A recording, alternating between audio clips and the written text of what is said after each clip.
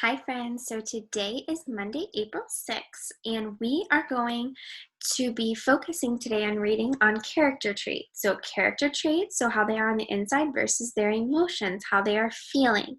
So before we go ahead and get started, I'm going to show you the character trait anchor chart. And this is a chart that we have referred to many times. So we looked at the beginning of the school year, we looked at the middle of the school year, and now we're looking at it again today. So this chart should not look new to you. So let's look here. This is character traits versus emotions. Remember, traits describe the character's personality. So what are they like on the inside? So how does the character behave? Or what does the character say? So we think about those things in our head to come up with their character traits. So some examples of some different character traits are goofy, silly, energetic, outgoing, confident, funny, kind, thoughtful, and friendly. So those are all ways that we can describe their traits. So how are they on the inside? Now, emotions are different. Emotions are feelings. And remember, feelings can come and go. So when we think about their emotions, we're thinking, how does the character feel in that specific moment? So remember, they come and go. So if you are sad one day, we're not necessarily going to describe you as sad because that can come and go, right? So let's look at some examples of emotions. We have surprised, excited, thrilled, happy, proud, shocked, grateful, relieved, and eager. So all these things come and go. They're not like that all the time. So now what we're going to do today, we are reading the story called Moose and Magpie, and you are going to read pages 1 through 10. Now, if you click on this, you can see the page numbers right here so it doesn't confuse you. So we're going to stop at page 10. Now, what I'm going to do today as we are reading is I'm going to read the question that I would like you to answer on your own. I'm going to give you the opportunity to pause the video if you would like to write your question down. So remember, you can listen to me read the story to you, or you can go ahead and read the story on my own. Remember, you have 3 questions to answer today. All right, let's go ahead and get started. So this is called Moose and Magpie, and this is by Bettina Restrepo, illustrated by Sherry Rogers. And remember, the author is the one who writes the story. The illustrator is the one who draws pictures for the story. So when I read the title Moose and Magpie, I'm going to infer, so I'm going to predict that this story is going to be about a moose and a magpie. So we're going to find out what a magpie is. All right, let's go ahead and get started. Moose lived where the willow trees touched the ground and the lily pads floated on the water. So now down here on every page, you're going to find an informational fact. So this is true. So this is kind of like a text feature, but in a nonfiction story, which we don't see very often. So this says, with the exception of cows with calves, moose live alone. So that's a fact. We know that moose live alone. His head prickled. He found a tree and rubbed his head against it with all of his might. Hey, Moose, quit shaking the tree. I'm trying to eat some bugs up here, said Magpie. But my head itches. Why don't you come down and eat the bugs that are biting me, begged Moose. Magpie laughed so hard she almost fell off the branch. Your antlers are coming in. Moose's itchy head drove him crazy, and he swam to forget about it. But no matter what, it only felt better when he rubbed his head up against the trunk of the oak tree and chewed his cud. Cows are females, bulls are males and grow antlers, an itchy process. So we learned from this that males are the only moose that grow antlers. Now, let's look at question 1. It says, why did Moose have an itchy head and what did he do to forget about his itchiness? So I want you to go ahead and answer that now if you would like. Please feel free to pause the video. Okay, so now that you've answered that question, let's look at question 2. It says, what words or phrases can we use to describe Moose? So let's think about Moose so far in the story. How is Moose feeling right now? His head is really itchy. And it says, Moose's itchy head drove him crazy and he swam to forget about it. So how do we think he might be feeling? What's his emotion? Well, I'm thinking he might be feeling annoyed because it's saying it's driving him crazy. So that is part of question 2. He could be feeling annoyed. So I want you to think, how else could he be feeling? Please feel free to pause the video again. All right, well, part of question 2, the other part is what words or phrases can we use to describe Magpie? So we know a little bit about Magpie so far, but I want to keep reading to see if I can find out more information about Magpie. All right, page 4. Magpie told him jokes to ease his mind. So when we think of that phrase, ease his mind, someone's telling you a joke to ease your mind, that means they're trying to tell you something to make you feel better and to make you forget about something else that you might be thinking about. What do the Liberty Bell and Moose have in common? Moose didn't know much about history. I don't know, tell me. They both have bells that don't work, cackled Magpie.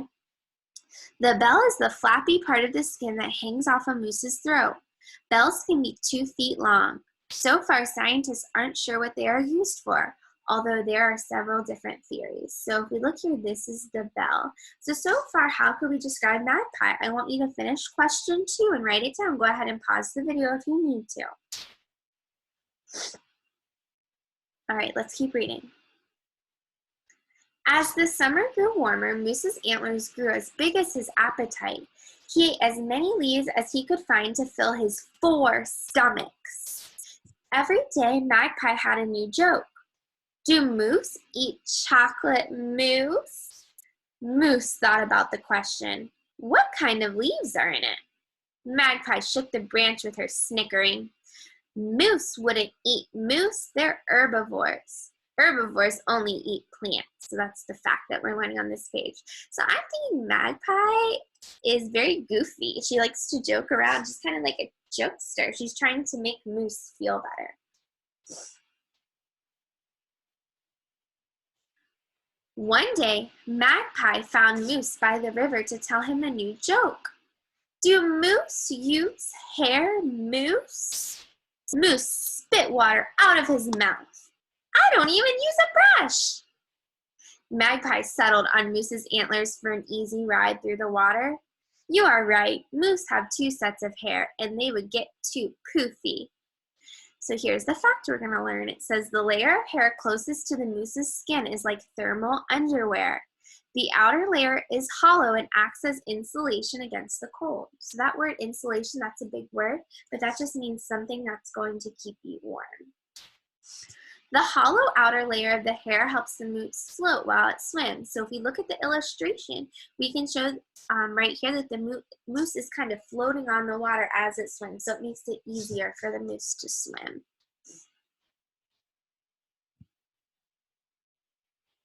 As summer turned to fall, leaves flittered down from the trees.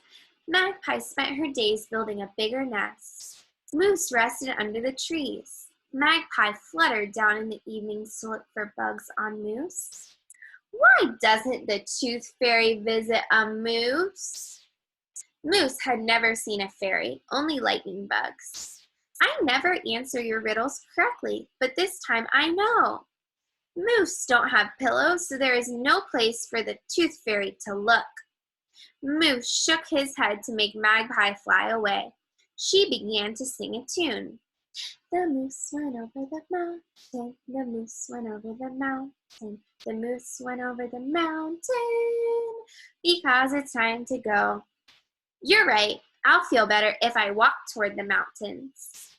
So here's the information we're learning. It says moose migrate to mate. So why do we think that moose might be moving toward the mountains? Well, in the text, it says that he's going towards the mountains because he has to migrate. So here, that's that important information that we are learning. Magpie followed him. How do you catch a unique moose? Moose finally thought up an answer. Unique up on him, he said. Moose perked his ears. Be quiet, Magpie, I hear hunters. Magpie whispered. How do you catch a tame moose?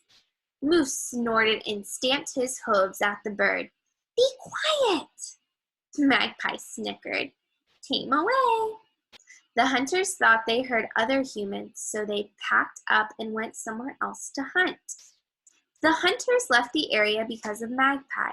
Some magpies can imitate human voices. So that word imitate means copy the human voices.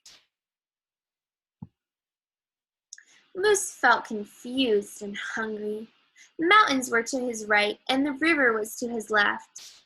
Moose bellowed to Magpie, "Where are we? This doesn't feel like the right place." Magpie felt sorry for Moose. "Why did the moose cross the road?" Moose slumped his head. "I don't know." Magpie pointed with her wing. "He didn't cross the road. He swam in the river to that island over there." So now here's another important information.